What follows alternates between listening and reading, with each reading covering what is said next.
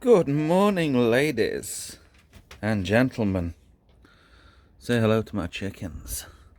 Anyway, that sounded very camp. Look at the state of the garden. We have moved all the slabs. Oh, this is an update on the build, by the way. The shed completely gone. We've excavated some footings. We've removed a inspection chamber,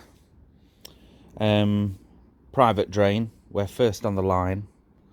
Severn Trent aren't interested in this particular sewer. It's now underneath that pile of sand, believe it or not, which I think I showed you on a previous video, but I needed somewhere to put that spoil, so there it went. And the spoil that came out of all this footing, well, we actually threw it through this grid and graded it somewhat, so now we've got a pile of stones stroke aggregate, and over here we have a pile of sharp sand, which I will be using for blinding over the top of the concrete slab. So it's actually good stuff. It looks a bit dark on there. It's not as red as this because it's got a little bit of soil mixed into it, but as you can see, this is what we're digging out. This is what the house is built on. It's really good stuff. Temporary drainage, of course, which I think I mentioned before. We've found the soil pipe for the drain. We've also found the soil pipe for that section there. That's been removed and that trench has been filled back in.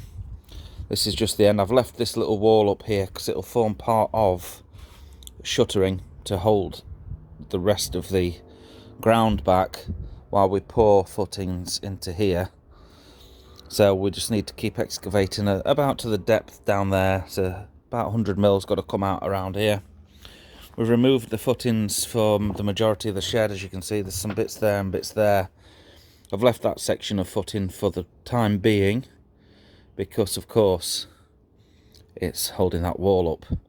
This section will come out when we remove the porch.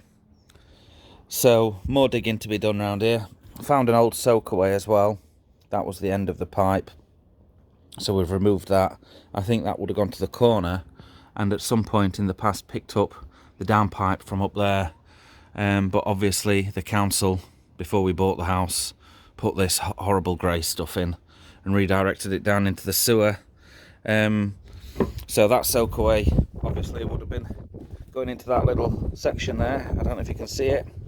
It's like a little, I don't know, tomb. But as you can see, looking at the elevation of the garden, we're unable to dig a soakaway 5 meters away from the footings because we're going up a meter, and of course water does not run uphill, as you're aware.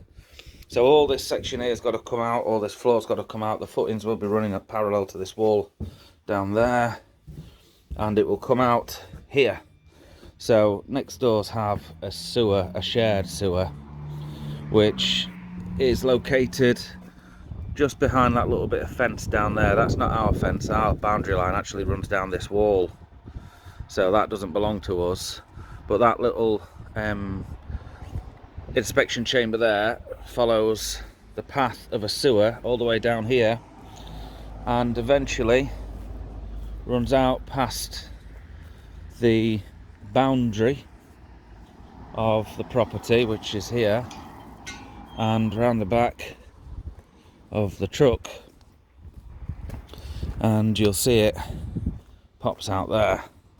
So that is it. And as the crow flies, if we kind of take a little bit of a view, it kind of runs there. So we've been looking if indeed our footings come within 500 mil of that drain. Otherwise we need to put a formal application in for build over permission with Severn Trent. So I've dug down to the depths of the footings that we're going to be doing here, and then I've dug a trench in that goes in 700 mil, believe it or not, all the way in there. It's quite deep, and yeah, anyway, no pipe. So our footings will come to about here, around this step basically, and I've dug all the way back here, and the pipe, if you look at the inspection chamber, the pipe's running around here, so we're way more than 500 mil away from that. And then we've got to come across this section. You can see we've got the outside wall, centre, inside wall sprayed on the floor there. That comes across to here, and then it returns and abuts against this horrid pebble dash work. So that's what we've got to do. We've got to dig this out, dig across here and link up with that footing, fill that inspection hole in. We've also found the gas pipe, which is handy, so we've got to build over that. And in here somewhere will be the armoured cable for the electricity. Not found that yet, but I'm assuming it's going to be along here, or if it's running down the front of the buildings, it could be along that section of trench there, which is why we're excavating by hand, because I don't want to go through it. So that's as far as we've got so far. Today is Friday, and it's 1:10, Friday the 11th of November.